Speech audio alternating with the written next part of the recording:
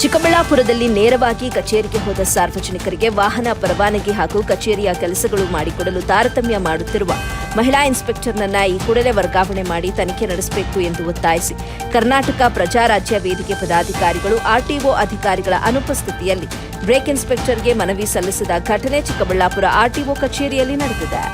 ಕಚೇರಿಯಲ್ಲಿ ಸಾರ್ವಜನಿಕರು ಯಾವುದೇ ಕೆಲಸ ಕಾರ್ಯಗಳಿಗೆ ಹೋದರೆ ಅಧಿಕಾರಿಗಳು ಸತಾಯಿಸುವುದು ಹಾಗೂ ಕೆಲಸ ಮಾಡಿಕೊಡದೆ ಇರುವುದು ಮಾಡುತ್ತಿದ್ದಾರೆ. ಅದೇ ಕಚೇರಿಯ ಕೆಲಸ ಕಾರ್ಯಗಳು ದಲ್ಲಾಳಿಗಳಿಗೆ ನೀಡಿದರೆ ಅಧಿಕಾರಿಗಳು ಮಾಡಿಕೊಡುವ ಮಟ್ಟಕ್ಕೆ ಇಳಿದಿದ್ದಾರೆ. ಹಾಗೂ 2022-23ರವರೆಗೂ ಇನ್ಸ್ಪೆಕ್ಟರ್ಗಳು ವಾಹನ ಸವಾರರಿಗೆ ಡಿಎಸ್ಎ ಕೇಸ್ಗಳಿಗೆ ದಂಡ ಹಾಕಿದ್ದು ವಾಹನ ಸವಾರರು ದಂಡ ಪಾವತಿ ಮಾಡಿದ್ರು. ಅದರಲ್ಲಿ ಬಹಳಷ್ಟು ಅಕ್ರಮಗಳು ನಡೆದಿವೆ.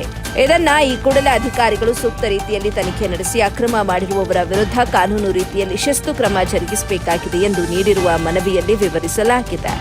ನಂತರ ಪ್ರಜಾರಾಜ್ಯ ವೇದಿಕೆ ಜಿಲ್ಲಾಧ್ಯಕ್ಷರಾದ ರಂಜಾನ್ ಮಾತನಾಡಿ, ಕಚೇರಿಯಲ್ಲಿ ಕೆಲಸ ನಿರ್ವಹಿಸುವ ಮಹಿಳಾ ಇನ್ಸ್ಪೆಕ್ಟರ್ ಪೂಜಾ ಜಿಎಂ ವಾಹನ ಪರವಾನಗಿ ಮಾಡಿಕೊಡಲು ತಾರತಮ್ಯ ಮಾಡುತ್ತಿದ್ದಾರೆ. ಅಲ್ಲದೆ ವಾಹನ ಪರವಾನಗಿ ಮಾಡಿಸಲು ಬಂದ ಸಾರ್ವಜನಿಕರಿಗೆ ಕಚೇರಿ ಒಳಗೆ ಕರೆಸಿಕೊಂಡು ನೀವು ಯಾರ ಕಡೆಯಿಂದ ಬಂದಿದ್ದೀರಾ ಅಂತ ಪ್ರಶ್ನಿಸಿ ದಲ್ಲಾಳಿಗಳ ಕಡೆಯಿಂದ ಬಂದಿದ್ರೆ ಅವರ ಕೆಲಸಗಳನ್ನ ಮಾಡಿಕೊಡ್ತಾರೆ. ಅದೇ ನೇರವಾಗಿ ಹೋದ ಸಾರ್ವಜನಿಕರಿಗೆ ಇಲ್ಲ ಸಲ್ಲದ ದಾಖಲೆಗಳನ್ನ ಪ್ರಶ್ನೆಗಳನ್ನ ಕೇಳಿ ಅವರನ್ನ ವಾಪಸ್ ಕಳುಹಿಸುತ್ತಾರೆ. ಹಾಗೂ ಸಮಯಕ್ಕೆ ಸರಿಯಾಗಿ ಕಚೇರಿಗೆ ಬರುವುದಿಲ್ಲ. ಕಚೇರಿಯ ಸಮಯದಲ್ಲಿ ಮೊಬೈಲ್ ಸಂಭಾಷಣೆಯಲ್ಲಿ ತೊಡಗಿರುತ್ತಾರೆ. ಕೂಡಲೇ ಕಚೇರಿಯಲ್ಲಿ ಇರುವಂತಹ ಸಿಸಿಟಿವಿ ಕ್ಯಾಮೆರಾಗಳನ್ನು ಪರಿಶೀಲನೆ ಮಾಡಿ ಕಾನೂನು ರೀತಿಯಲ್ಲಿ ಕ್ರಮ ಜರುಗಿಸಬೇಕು ಅಂತ ಒತ್ತಾಯಿಸಿದರು.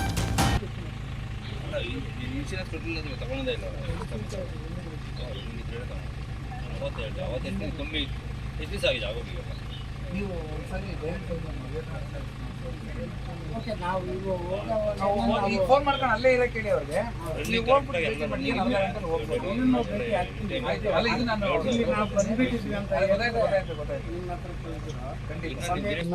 ಬಂದ್ರೆ ನೀವು ಯಾರ ಕಡೆ ಅವರು ಅಂತ ಕೇಳ್ಬಿಟ್ರೆ ಅದಕ್ಕೆ ಯಾರು ಕೇಳ್ತಾರೆ?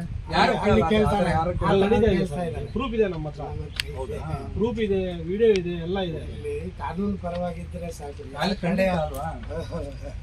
ಕಾನೂನು ಕಡೆಯವರಾದ್ರೆ ಸಾಕು.